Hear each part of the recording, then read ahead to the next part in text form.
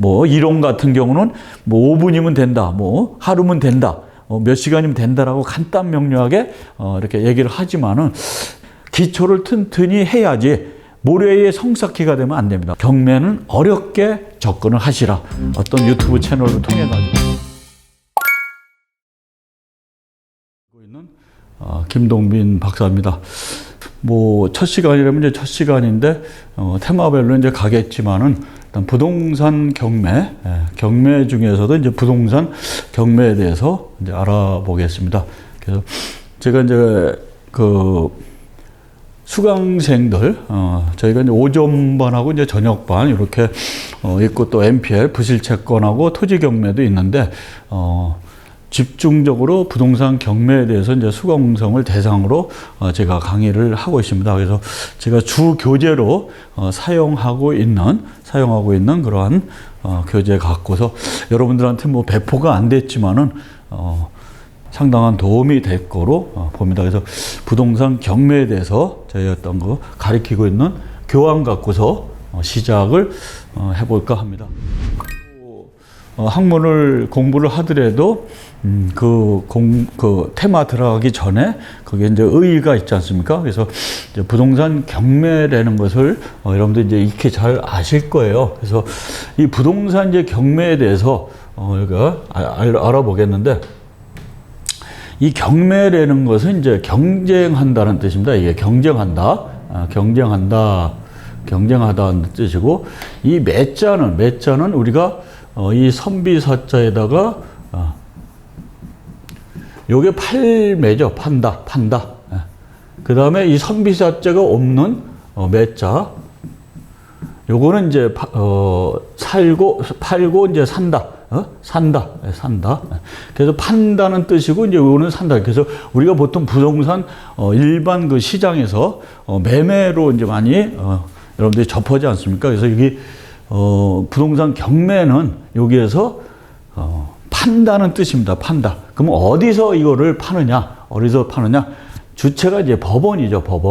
법원에서 판다. 그래서 경매는 이제 우리가 사경매하고 이제 공경매로 이렇게 나누는데, 사경매는 뭐 여러분들 그 옥션 이런 데서 이제 보면 아시겠지만은 그게 이제 사경매고, 주로 우리가 이제 부동산 경매에 대해서는 우리가 공매하고 경매로 이제 나눕니다. 그래서 국세 체납으로 인해서 지방세나 이제 국세에 대해서 체납분에 대해서 공매로 이제 나눠주고, 그 다음에 경매 같은 거, 부동산 경매 같은 거는 법원 내에서 이루어지게 되죠. 그래서 채무자의 이제 부동산을 압류한 후 이를 환가해서 그 매각대금으로 채권자에게 변제하게 하는 절차다. 그래서 민사상의 이제 강제 집행으로 그 목적을 이제 환가 처분에 이제 돈을 이렇게 받아서 처리를 해준다는 얘기죠. 그래서 이 부동산 경매라는 것은 궁극적으로 냉철히 판단하면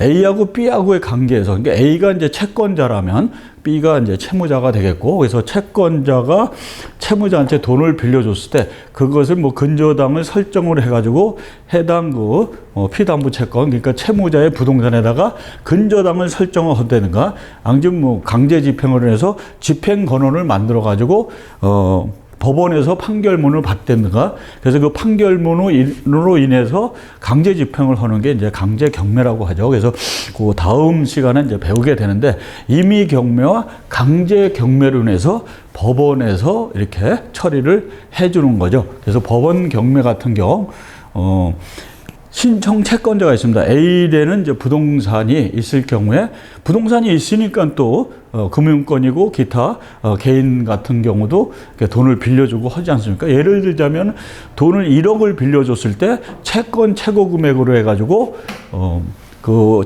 채무자 겸 이제 소유자의 부동산에다가 1억을 빌려줬을 경우에는 1억 2천, 뭐 1금융권 같은 데는 이제 120%를 잡죠. 2금융권 같은 데는 한 130% 잡고, 보통 이제 그렇게 120%, 130% 잡습니다. 그래서 1억을 빌려줬을 때 채권 최고 금액 1억 2천을 잡지 않습니까? 근데 1억 2천을 근저당을 금융권에서 A라는 은행에서 그걸 이제 채권 최고 금액을 설정을 했다.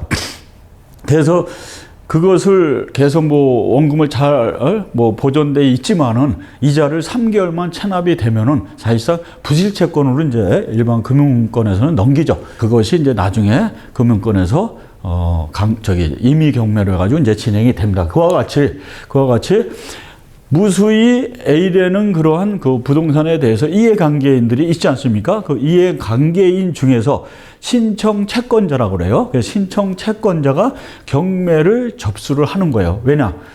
그래서 경매를 접수를 한다는 얘기는 계속 뭐 돈을 달라고 했는데도 불구하고 시일만 계속 연기하면서 이 핑계 저 핑계 대다 보니까 이 채권자도 뭐 근저당만 해놓으면은 그게 돈이 생기는 게 아니지 않습니까? 빨리 또 돈을 써야 되고 다른 계획이 있는데 그래서 빨리 그 돈을 받아야겠다 해가지고 법원에다가 어떤 그 공적 기관 아닙니까? 이 법원에다가 의뢰를 해가지고 신청 채권자로죠.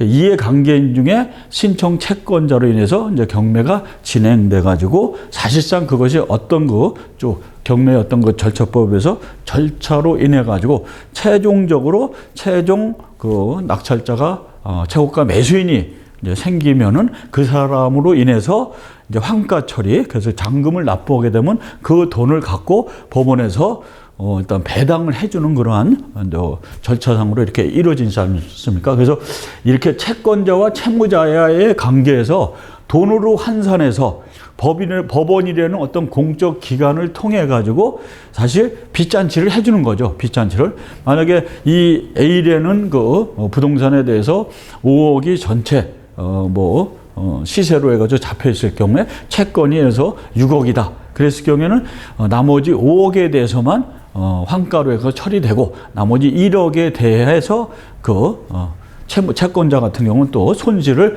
보게 되는 게 또 이런 경매 절차죠. 그래서 이 경매라는 것은 사실상 경쟁에서 신청 채권자로 인해서 본인의 돈을 이렇게 환가 처분해 가지고 그 돈으로 나눠주는 건데 이해관계인들한테 그것을 법원에서 한다는 얘기죠. 그래서 지금 이제 저희가 계속 다룰 것이 지금 이제 경매라는 데서부터 저기 끝까지 가면은 채권자로 인해서 경매가 신청돼 가지고 그로 인해서 관심이 있는 그 입찰자 중에 채권가 낙찰인이 이제 생기지 않습니까? 매수인이 생기면은 그 사람으로 인해서 최종적으로 잔금을 납부하게 되면은 법원에서 그 돈을 계속 갖고 있을 수가 없지 않습니까? 그래서 그 돈을 불특정 다수인이 아니고 특정인들 이해관계인들한테 다 배분을 해주는 거죠. 그래서 그것이 사실상 배당이라고 합니다. 그래서 지금 경매라는 그 의의와 또 절차와 여러 가지 이제 기타 특수물건으로 해서 쭉 저와 함께 시간을 같이 공유하게 되는데 상당히 아마 좋은 시간이 될 겁니다. 그래서 감사하겠습니다. 그래서 오늘 이제 첫 시간에 이제 경매에 대해서는 이렇게 간단히 얘기하고 이제 공매가 있습니다. 공매. 그래서 요거는 이제 그 한국자산관리공사라고 이제 캠코가 있습니다. 그래서 이 체납된 그 세금에 대해서 처리를 하게 되는 거죠. 그래서 부동산 경매라는 것은 뭐 처음에 이제 들어가는 데서 의의를 뜻을 한번 이제 찾아보겠는데 채권자 채무자의 관계를 증명할 수 있는 이제 서류가 있죠. 증명할 수 있는 서류가 있는데 이 증명할 수 있는 서류에서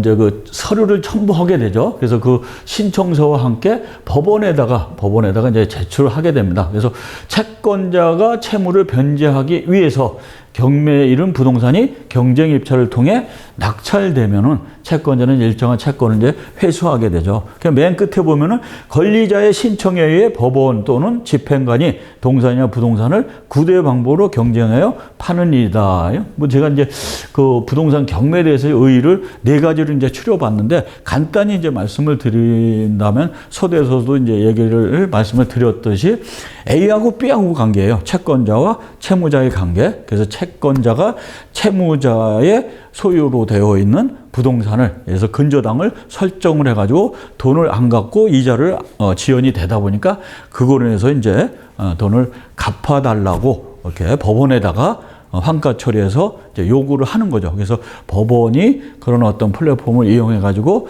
불특정 다수인의 입찰자를 통해 가지고 거기서 최고가를 쓴 최고가 매수인 낙찰자한테 이제 그 물건이 돌아가게 되는 거죠. 근데 이 법원 경매 같은 경우는 그 불특정 다수인들이 사실상 그 자기가 써내는 금액, 일반 시장에서는 어떻게 돼요? 매도인이 위가 돼서 매도인이 얼마에 팔겠다 했을 때 매수인이 그것이 금액이 합당하다 했으면은 그래서 이제 매매가 체결이 돼서 청약과 승낙 관계에서 계약이 체결이 되지 않습니까? 근데 이제 경매는 또 특이하게 매수인이 금액을 선정해 가지고 써냅니다. 그래서 그 금액이 최고가 경쟁을 뚫고서 최고가로 당첨이 됐을 경우에 그것이 또 최고가 매수인으로 일반 시장에서도 매수인이 있지 않습니까? 그래서 그와 마찬가지로 이렇게 비교를 하게 되면 될 것 같습니다.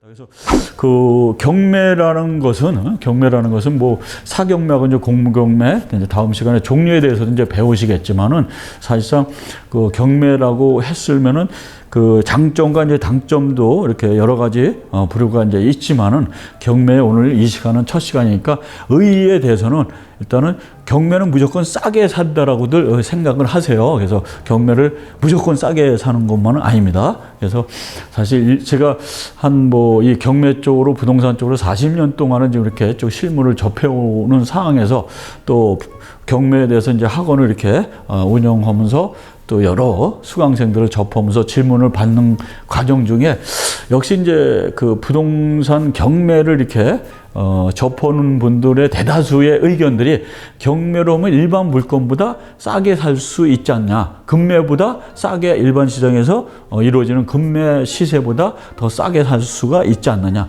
일반 물건 중에서 사실상 싸게 살 수가 있는 거죠. 뭐 특수물건 같은 경우에서 뭐 유치권이 됐다든가 법정지상권이 됐다든가 그런 경우는 또 반값에서도 이렇게 처리가 될 수 있는 그러한 또 사항들이 많이 있습니다. 그래서 여기 지금 이 들으시는 분들이 뭐 생초보도 계시고 또 어떤 고수의 어떤 수준에 와 있는 분들도 있고 불특정 다수인데 참 천차만별인 것 같아요. 그래서 기대를 가지시고 지금부터 이제 천리길도 한 걸음부터 차곡차곡 스텝 바이 스텝으로 한 걸음 나가다 보면은 어느 순간에 고수가 되고 자신감이 이제 넘쳐 날 겁니다. 그래서 앞으로 이제 많은 그 재미난 시간과 또 기타 유익한 시간을 여러분들과 같이 공유를 할 테니까 기대하셔도 좋습니다. 감사합니다.